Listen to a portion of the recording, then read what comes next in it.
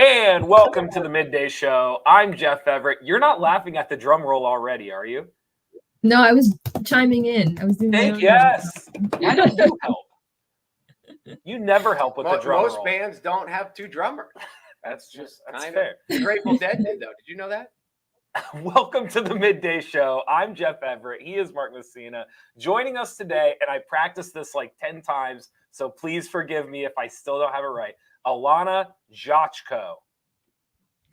It's Jajko. Oh, Jajko. So the middle J is silent. That's it? Jajko? Yep, oh, I thought right. It was a lot more. Because I was going to call you AJ because I wasn't going to be, but I could say Jajko. Yeah, Jayco's not too difficult. There's just a silent letter to confuse people. Oh, man. I even went and practiced with Carrie a couple of times. So Did you ever ask her what it was? Her? Yeah. No, I didn't want her to know I didn't know her name. So how do you practice something you don't know how to say it? I went and asked Carrie who knows her. Well, obviously not as well as you think. Well, so I'll blame Carrie then. Alana is here. She's going to talk to us about the Susquehanna Greenway. They have an event coming up here on June 4th. We want to dive into that and also just kind of teach people about the Greenway project and everything that's going on with it.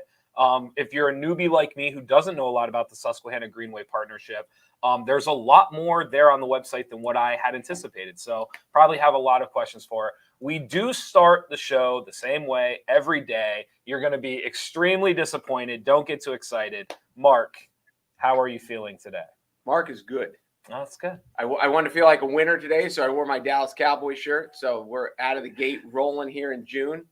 June is a good month for the Cowboys because we haven't blown it yet. Because you can't possibly lose in June. We are not. We are still. Aspirations are still high. It's like December that really kind of hits us. Yeah, it's once you start playing football. No, we're good really at the beginning. It's just more towards the end. Alana, you got that right. You got Alana down. That's all you need. Okay, hold on. Let me just jump in here. Let her introduce herself. From a guy who's worked like PA systems and stuff like that. When you're reading the lineup, you ask the person how to say their name before you start. I did this. We just went over this, old man. I went and asked Carrie, how do you say her name? No, you ask her. No. Okay, that's wrong because at a game, you ask the coach and they go down through and they're like, that's right. You don't go up and ask the players how they say their name. So kind of not right. All right. Alana, that's a valid point. For those who don't know you and don't know the Susquehanna Greenway, can you give us like 30 to 60 seconds? Who are you? What is your role? And what exactly is the sales pitch of the Susquehanna Greenway partnership? All right. Yeah, sure. Of course. So my name's Alana Jajko, as we figured out now. I am the Director of Communications and Outreach for the Susquehanna Greenway Partnership. So the Susquehanna Greenway Partnership, in order to understand what that is and what we do and who we are, you really have to know what the Susquehanna Greenway is first. So the Susquehanna Greenway is a corridor of parks, trails, and communities along the Susquehanna River and within Pennsylvania. And what SGP, as we like to refer to ourselves as, because it's such a mouthful, what we do is we not only work to build connections between these things so that you can walk, bike, or paddle from town to town along the river, but we also provide the resources for people to get outdoors and engage with it. So providing maps, information, itineraries, so that you can hike, bike, kayak, do all that fun stuff out on and along the Susquehanna River.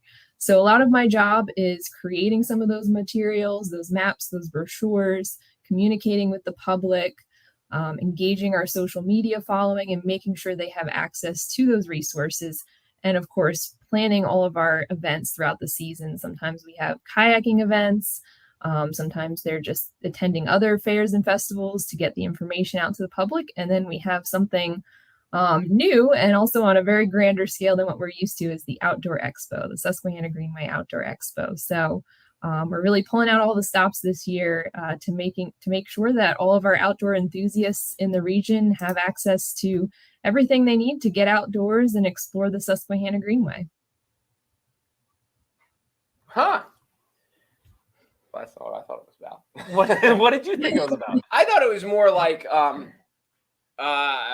pollution conservation. But those are some of the things you do, right? Do you do cleanup There are projects? aspects of that. I mean, in order to, when you have a trail or a conserved space, park or trail, that naturally creates that corridor, for conservation as well.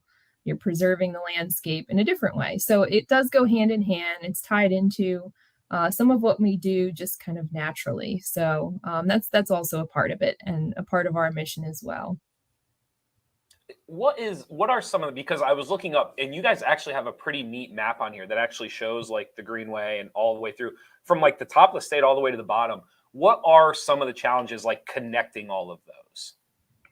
It's a big challenge. A lot of people ask us when we say it's a 500-mile corridor. It's huge. And when people say, "Oh, that's so cool! You can walk, bike, or paddle from town to town," how much of it is complete?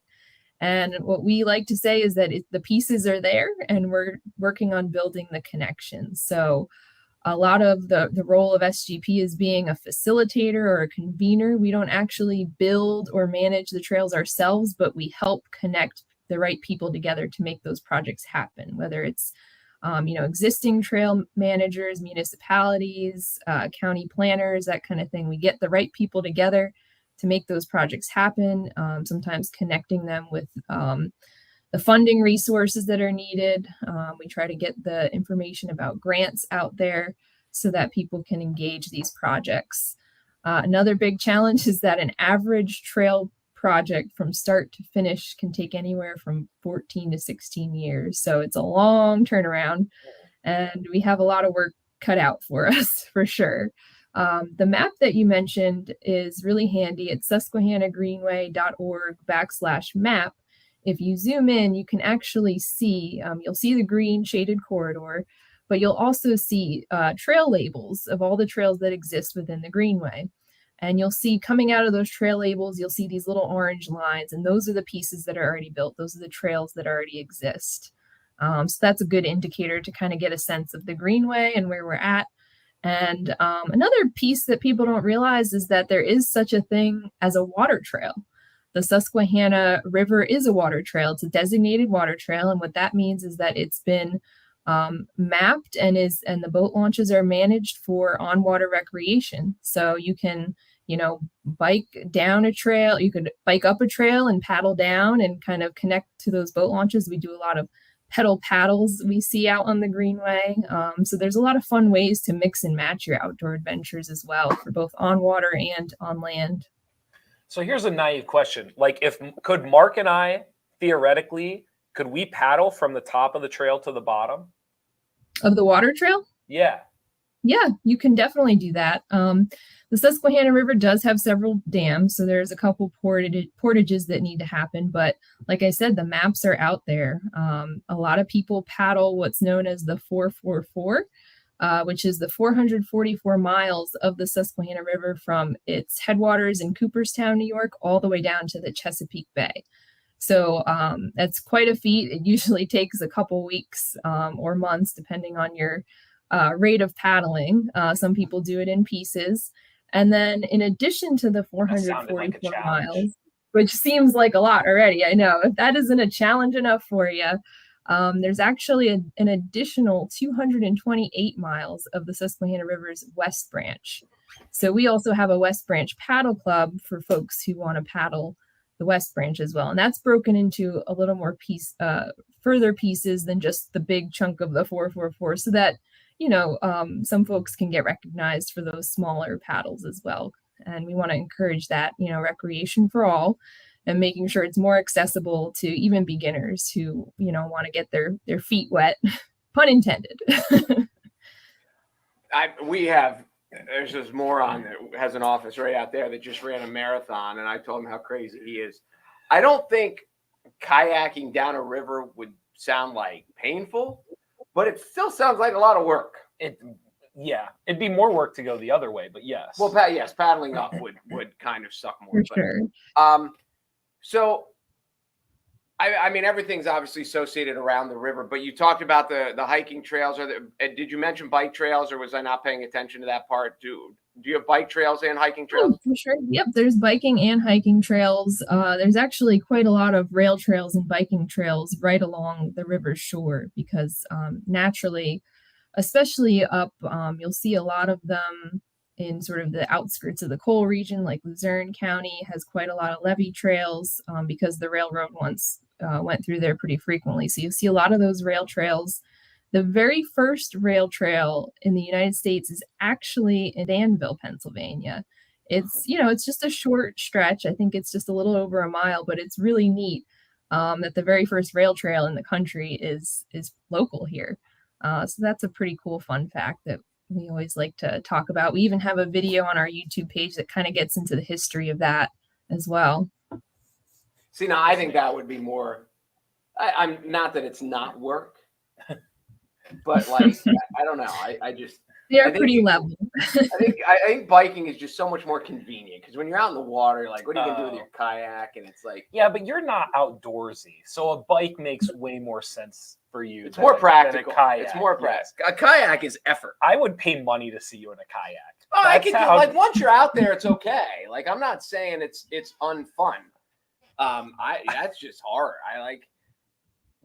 I can't picture you. And the other thing I think of is sunburn in a kayak because just the coverage and that. Alana, I wanted to jump back just to the expo. You had mentioned that this was a challenge because it's different from what you typically do. Is it the first time doing it, and kind of what does it all entail, and just another chance to plug it? Yeah, this is a first time event, the Susquehanna Greenway Outdoor Expo. Especially, I mean, these past couple of years, interest in outdoor recreation has really been on the rise in Pennsylvania. And the onset of the pandemic only showed that even more so, new people were getting out and wanting to explore the outdoor opportunities in our region. And there are outdoor expos of the hunting and fishing variety in Pennsylvania, but there isn't really anything at the large scale for outdoor recreation of, hiking, biking, kayaking variety. So we saw a gap there and an opportunity to provide a really great event. Like I said, we have done in the past paddling events year after year, biking events, really at the smaller scale. At max, we had 100 people attending those. We do have smaller paddling workshops as well for those who are new to the activity.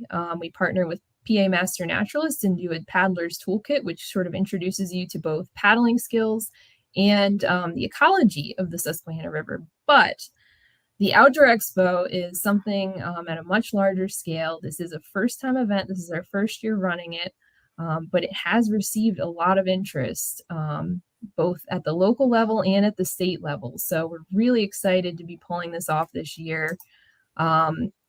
We have it's coinciding with both National Trails Day and Great Outdoors Month, so we thought it was the perfect time to kick it off.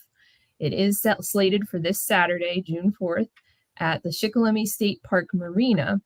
And like I said, it's just an opportunity for the outdoor community to convene and get the resources they need to find their next outdoor adventure in the Susquehanna Greenway. So in addition to clinics, workshops, presentations, activities, access to outdoor gear, there's going to be an opportunity to learn from the experts at around 50 booths.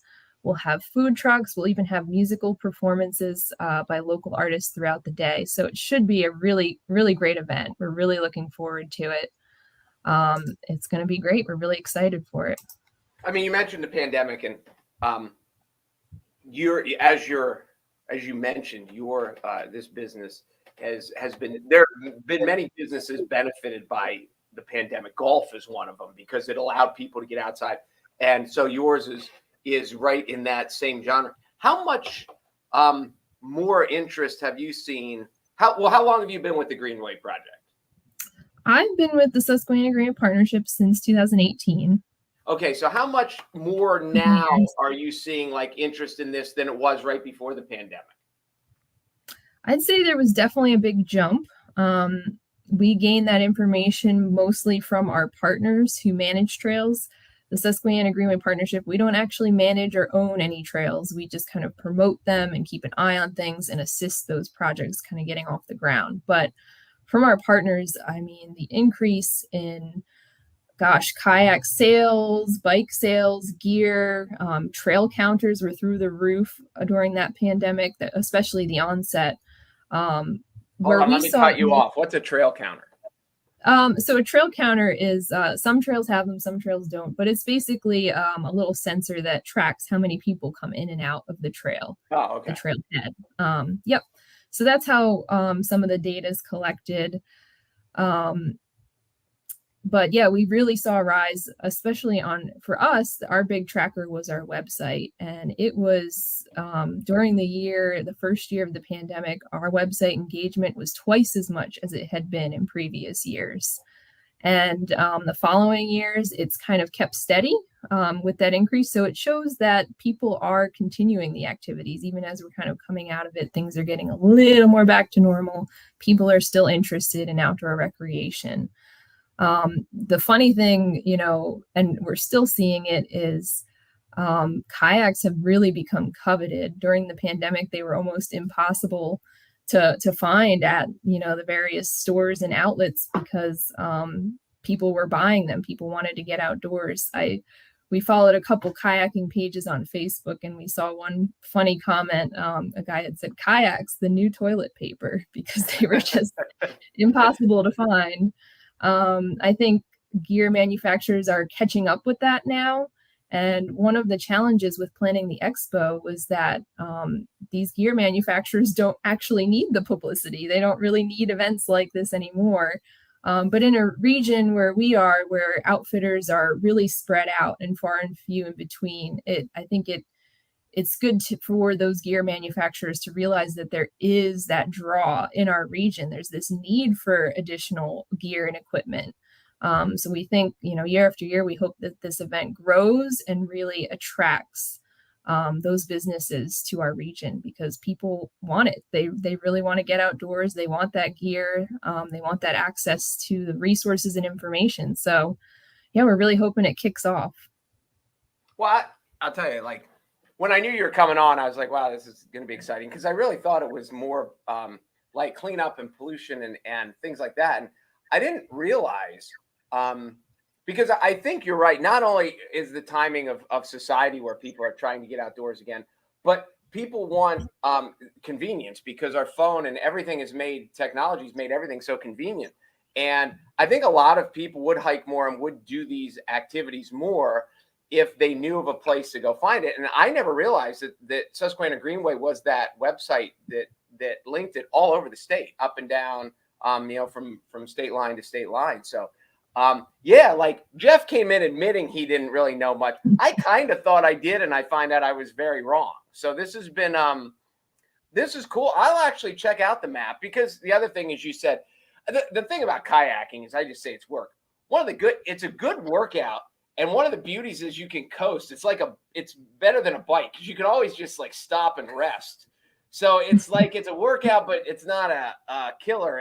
But whether you want on the water, I mean, people are like water people or not water people, whether you want on the water, whether you want to hike, whether you want to bike, there's probably, unless you're just a total indoor recluse person. Yes. There's something for you on the site. And I never knew that's what the site was about. So that is cool. I feel enlightened. How did you get involved with it? So I actually started with the Greenway as an AmeriCorps member. They had an AmeriCorps position for communications and outreach assistant. So my first year with SGP was as an AmeriCorps assistant. And then kind of near the end of my term, they opened up a full-time director of communications and outreach, and I applied, and the rest is history. So and you were the only one that applied. Is that how you got it? I don't know. I don't know what the back end looks like when I'm actually. Are you avid at all of this? Are you a semi-professional kayaker, biker enthusiast? Oh, believe it or not, I'm more of a passive recreationalist. I do love the outdoors. I grew up hiking, any kind of mountain I can climb. I love it. I love going to overlooks. I do enjoy kayaking. I grew up kayaking as well. My aunt and uncle live up in Vermont, and they kind of introduced me to the sport. And I love it. I'm not any kind of racer or let's get to the top of this mountain kind of person, but I like to enjoy the view. I like to take in nature and really enjoy the experience. Can you barrel roll? No, I actually can't.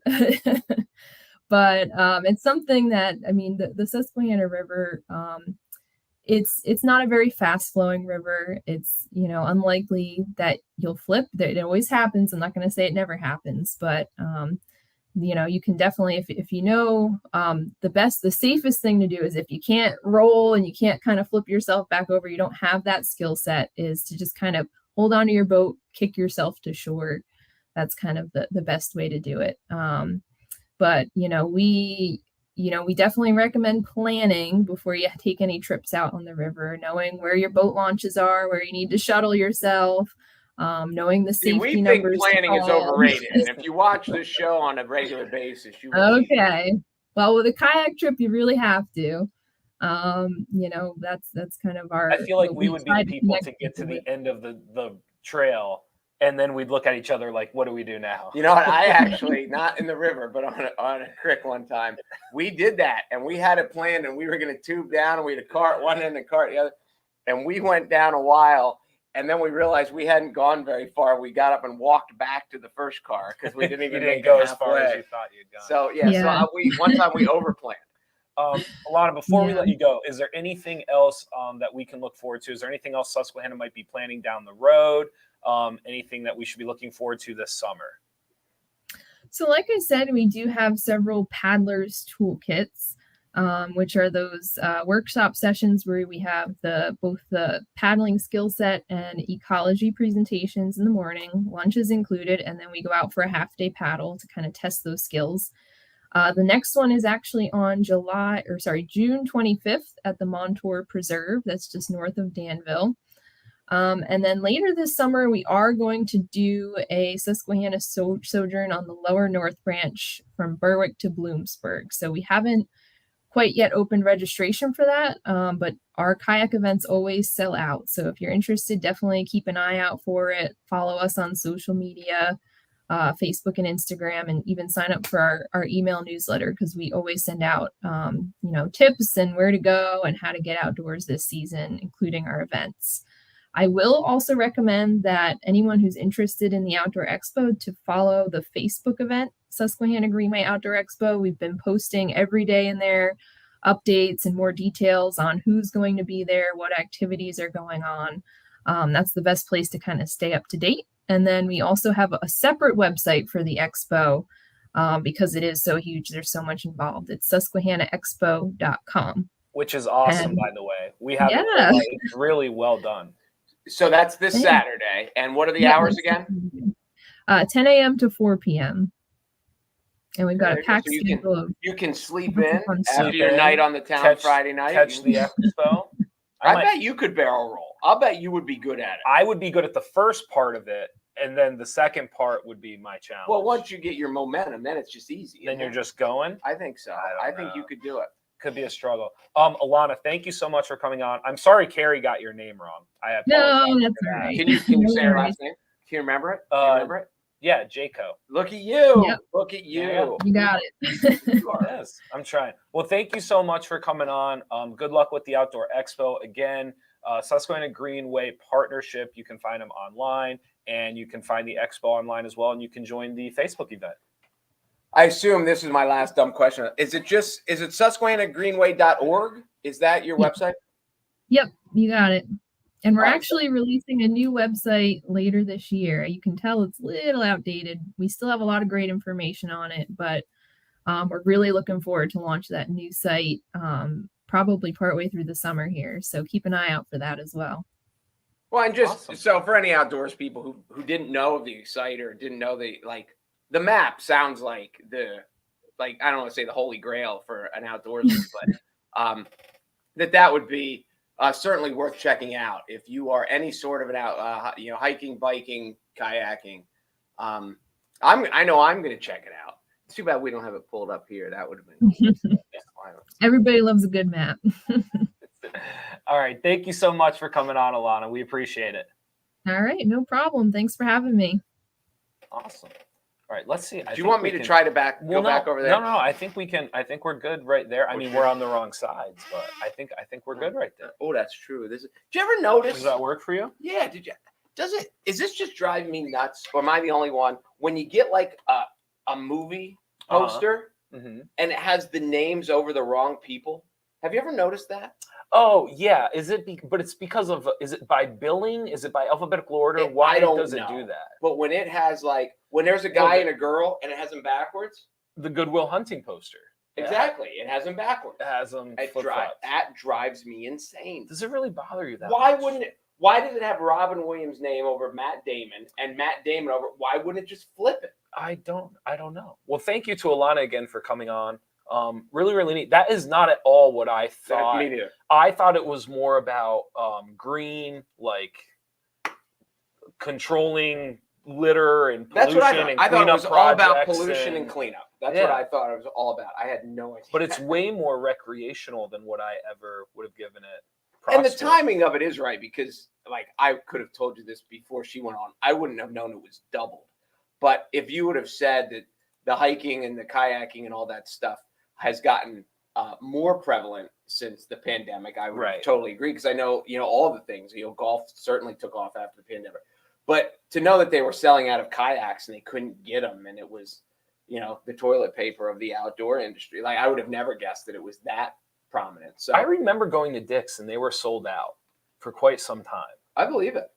Pretty crazy. And it's one of the aspects too of when you live here. And I think when you talk to people who grew up here and then went away and then came back, we just take the mountains for granted, because they've always been here, and we don't know any different. Right. But when you get out to places in the Midwest or whatever where it's so flat and there's just not nearly as much outdoor activity. And I know we've talked about this before. If you look at a map of the state of Pennsylvania, there is not state forest everywhere.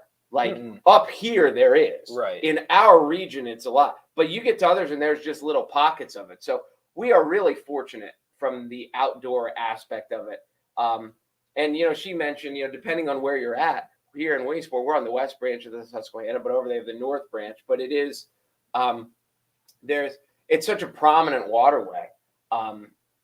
Originally, once upon a time, they discussed putting not Washington, D.C. They discussed putting the nation's capital on the Susquehanna River. Okay. And I don't know if that's factual, but I'd heard that back even in those days, because it ran all the way from New York to the Chesapeake, that it was such a prominent waterway. So, we just take it for granted because we've been here, and that it kind of takes people coming and going to appreciate the outdoors that we have. Anything else off the top of your head? Is there anything that you were dying to talk about today? Today, I want to talk about why the Edmonton Oilers gave up 8 goals last night. Do you want to delve into that? I mean, not really. I would like to say that I would argue people enjoyed that, and maybe they should try to get the scoring going.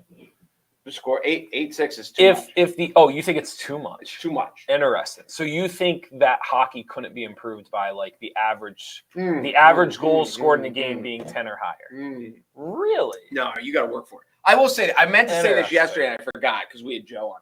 Yesterday was the 40th anniversary of the start of Cal Ripken's consecutive game streak. Hold on. Can we backpedal here for a second?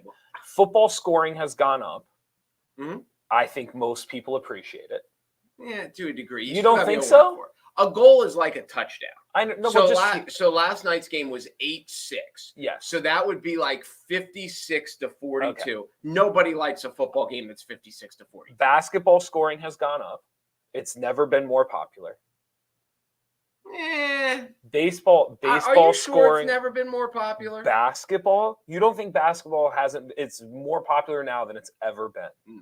Really? I don't think. When was it more popular? I think the Jordan era was better. Not even close. I'm not saying it wasn't better. We're just talking about popularity. No, I think it was more popular than the Jordan era. That's wow. Okay. So anyway, all I'm saying is in all these other sports, like when you watch a golf tournament, I know you're a golf guy.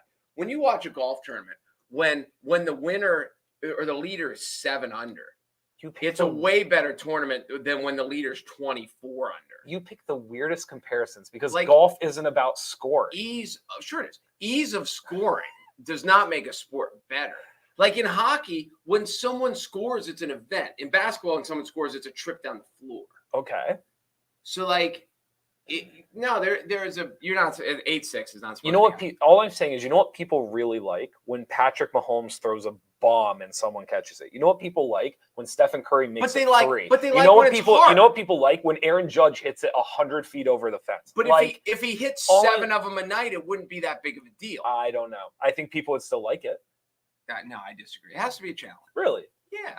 I mean, it has to be a challenge. I mean, you say that, but like Stephen Curry making like 8 threes a game at one point, and nobody was complaining like he's making too many. Well, but that's just the way the game. I mean, because he shoots. Maguire and Sosa were crushing baseballs one season, and nobody said these are too many home runs. No, but they were the exception because it's so hard.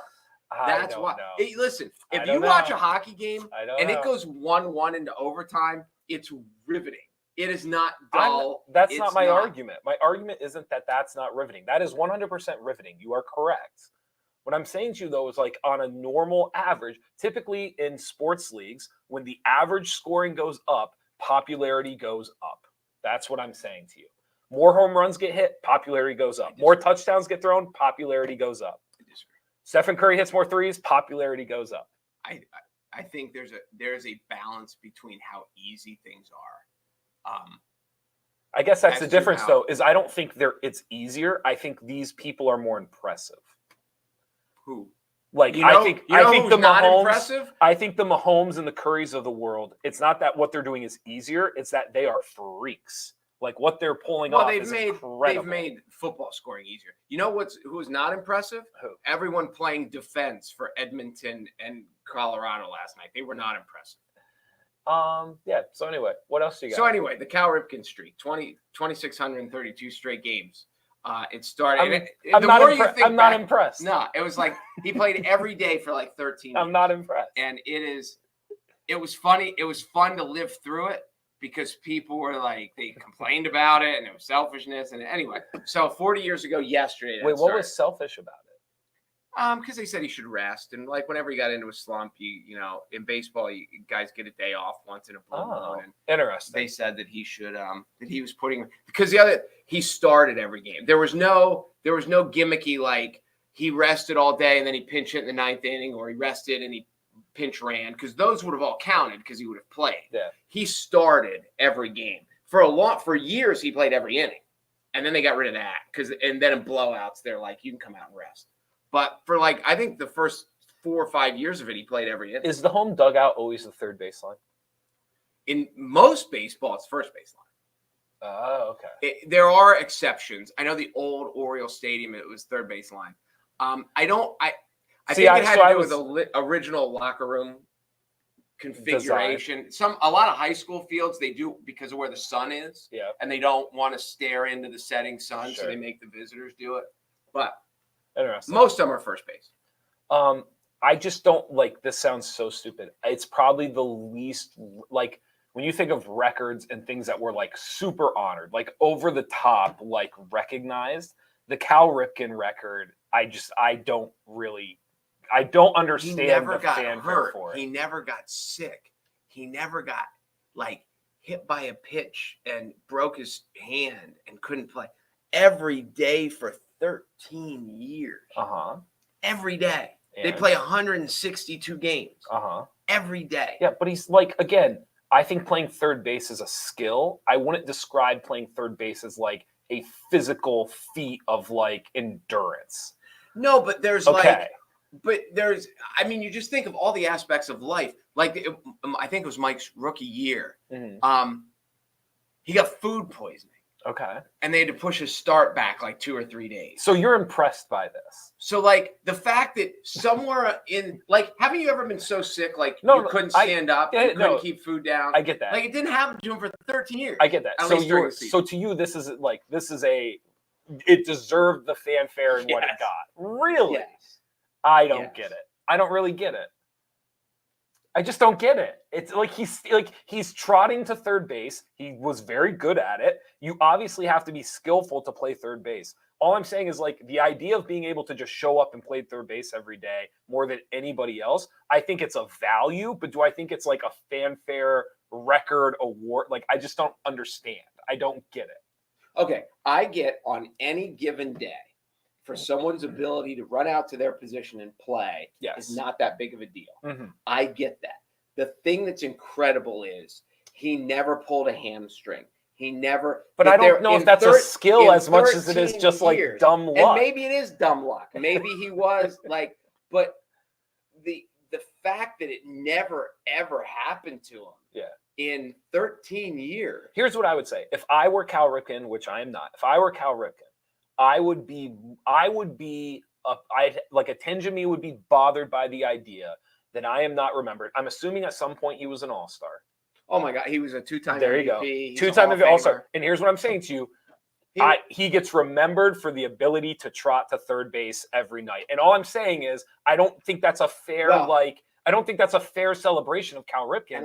I think it might be the least impressive of the accomplishments that he himself actually accomplished.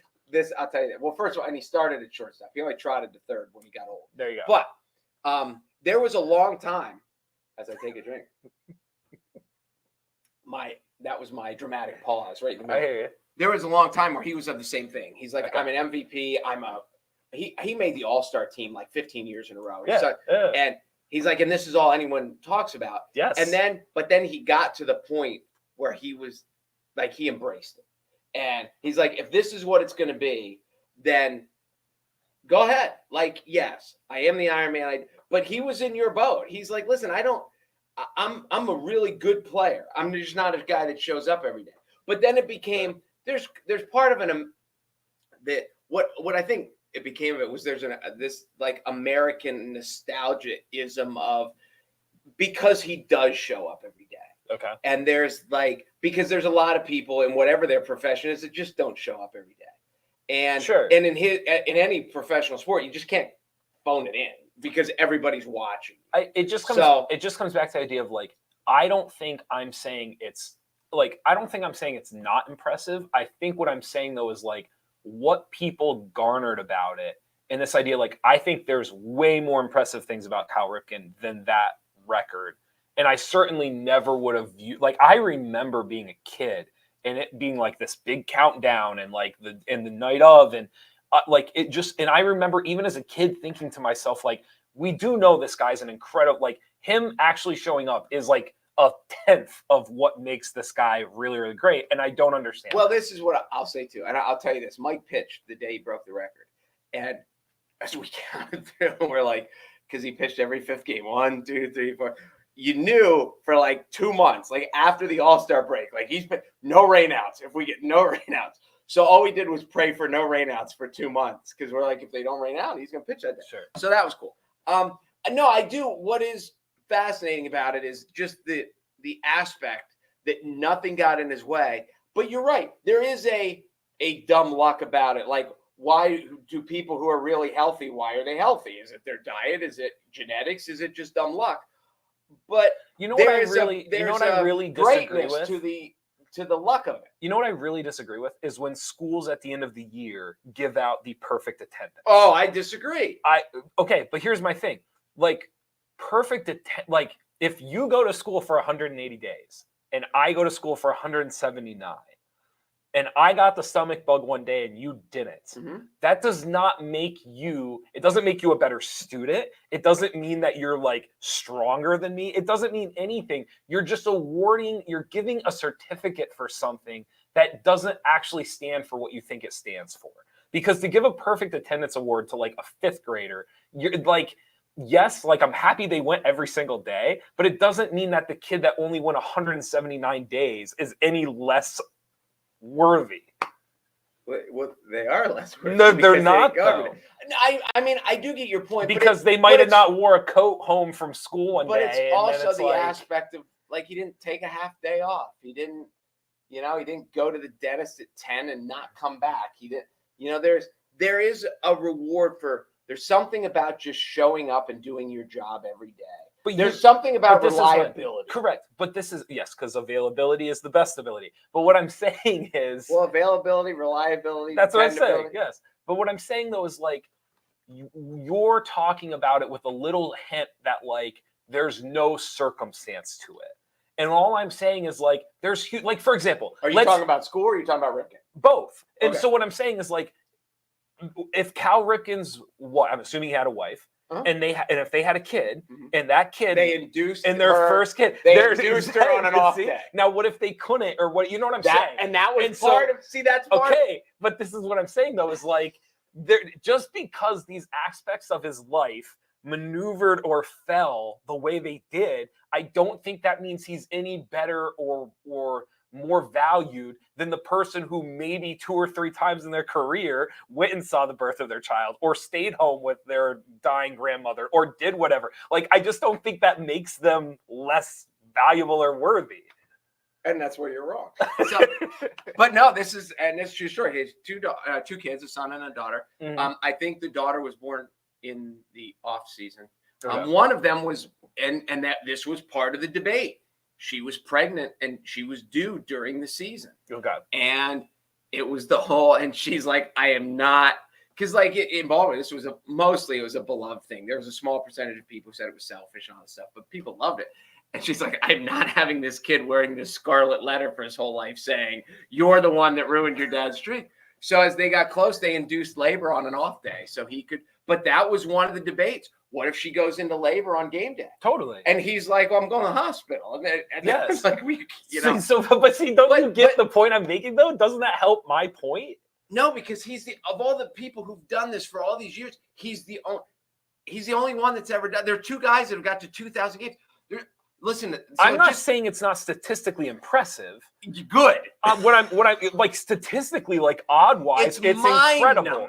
It is correct. What I'm saying though is like it's the difference between it's like correlation and causation. Like the number can be impressive, but it doesn't mean the factors that went behind it, that there weren't like circumstance and all these things to manipulate it and all that. Like, so like it can be impressive that he reached that number and he did it, but it also doesn't mean that like it was this like Iron Man did it. Like he is the Iron Man. I just don't understand it. And clearly you said he didn't really get it either.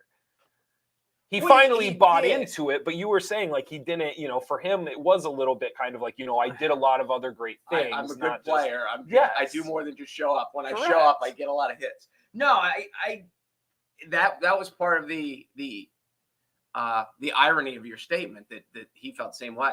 But just for anyone, like I remember when we used to have our sub shop and we had a girl that worked for us, and you have multiple kids. I mean, you've worked in the restaurant industry and you have multiple people, and she's a high school kid and she worked for me for 2 years. And I remember at the end, and she's like, I never missed a day.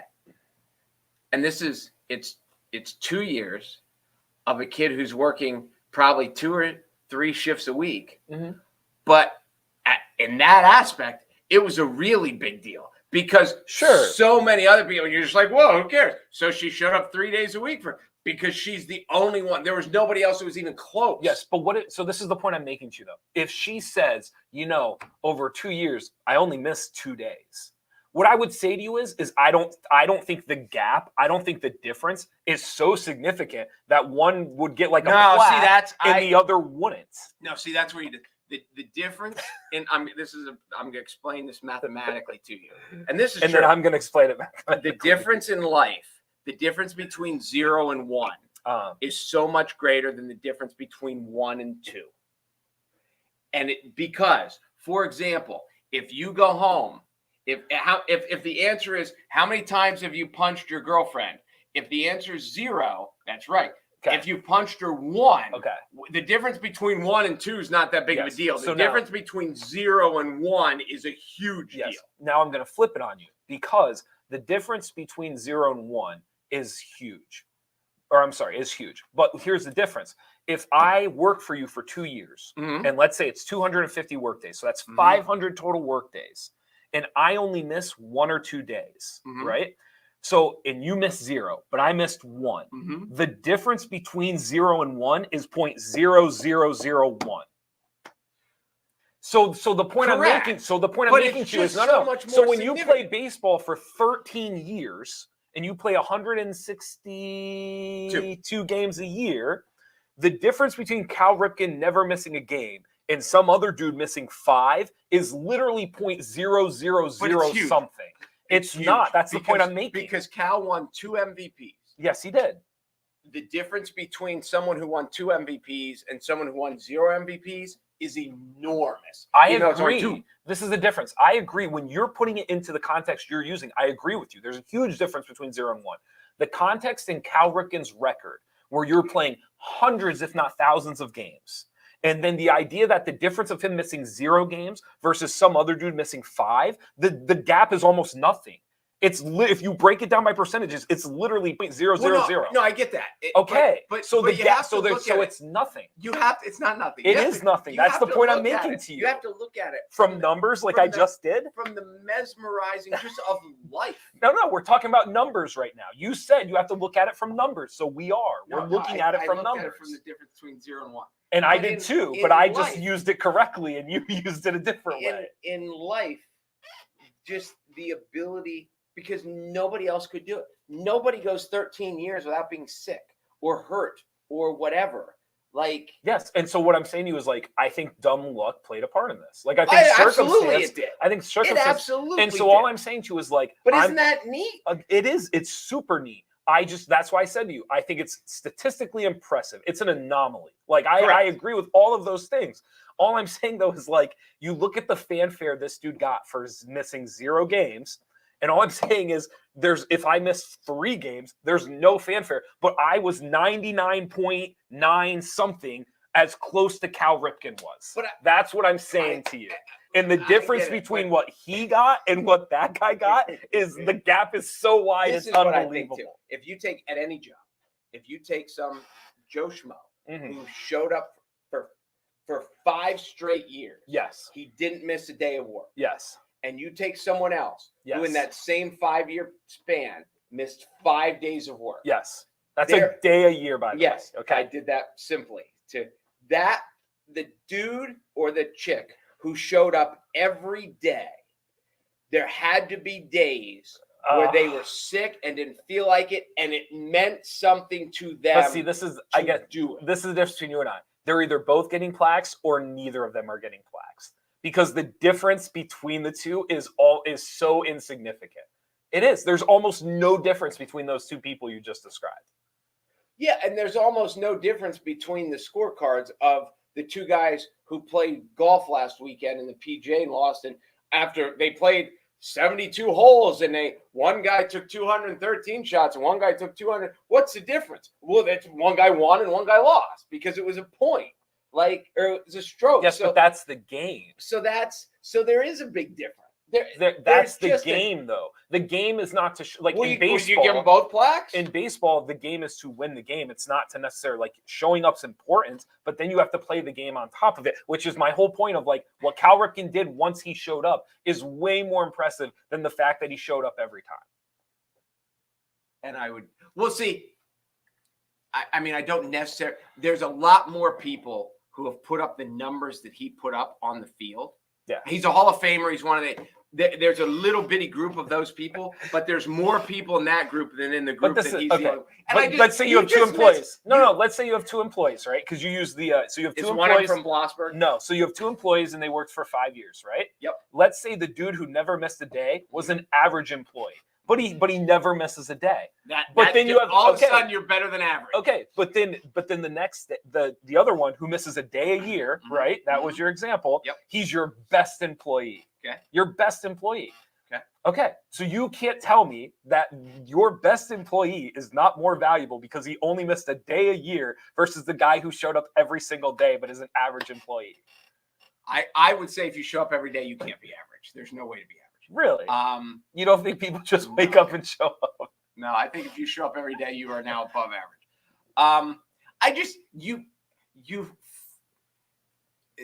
It's almost like you're the old curmudgeon-y guy in the conversation. Really? You fail to see the mystery and the beauty. Oh, I of disagree. it. I've said it's an anomaly. I've said statistically it's impressive. Like, I disagree that I've missed like the aura of it. What I don't understand, and again, not to like beat a dead horse, I don't understand the award and fanfare behind it, especially when you look at the numbers. There are a lot of baseball players that if you go back and through, they only missed a handful of games their entire career. And then when you sit down and do the math, they're literally, if Cal Ripken is 100%, they are literally 99.9 of Cal Ripken, but there's no fanfare allotted to them. That's all I'm saying. I think the gap of the fanfare just never made sense to me. Statistically, it's unbelievable. It'll probably never happen again. It's a complete anomaly of happenstance and dumb luck and work ethic and all those things combined. Aura is a good word. That's fine. There's an aura about it. That's fine. Let me ask you this: if Cal Ripken played for San Diego and never played for Baltimore, never played with your brother, and you never got to be a part of that. Well, I was going to say, it's not like Baltimore is New York or Chicago or LA. So Baltimore, it was. Oh, if it was Derek, if it would have been Derek Jeter, it would have been the greatest record in the history of time. It's pretty great. But I'm just saying, pretty great. I'm saying, thank God it wasn't a Yankee, because that's all you would have heard about for the 5 years leading up to the record. Well, I mean, this is one of the, not to take this onto a different tangent. We in Baltimore at the time we discussed it, that one of the aspects of it that made it such a national, that it got the national fanfare that it got. We are convinced of it in Baltimore, that because he was he was seen as this good, wholesome white guy, that certainly played into, in the world of the modern sports of where it is, that certainly helped his argument. Sure. That it wasn't, an Allen Iverson, or it wasn't that he was the guy that everybody in the crowd is like, I want my boy to grow up to be like him. And that certainly played into it. That Sure. made it a national story. Who was, before we go, who was the third baseman for the Orioles who never got a shot? Isn't there some guy who ended up he was in the minors forever because Cal Ripken? There was a shortstop named Manny Alexander. Okay. Who, and then he did get a shot. Manny wasn't very good. Okay. Yeah, they actually, when they moved Cal to third, the first time, I don't know if it's the first time, they moved Cal to third and put Manny in, and he didn't do very well. It was one of those, it was a tough spot, but you get all these, it's like the backup quarterback. The best player on the team is the backup quarterback, and the starter, unless it's a Pro Bowler, if the starter's mediocre, everyone's like, play the backup, until everyone sees the backup, and then they realize that's why they're the backup. So, no, there was nobody that was great that never got a shot because of him. Interesting. So there you go. There you go. So I don't think I was too hard on Cal. You just missed the beauty of it. There's so? a Hollywood-ish beauty of it, mystery. Oh, I like the word aura, and you're just too practical. I think like I said, I think there's a lot of baseball players that probably missed less than 1% of their games. And when you put it into that context, I get that it's a statistical anomaly, but the idea that it was this overwhelming accomplishment. I mean, there's probably baseball players that missed 2 or 3 games their entire career, and they're literally within 0.000 of what Cal Ripken did. That's all I'm saying. Yeah, but that's like saying, well, Joe DiMaggio had a 56-game hitting streak.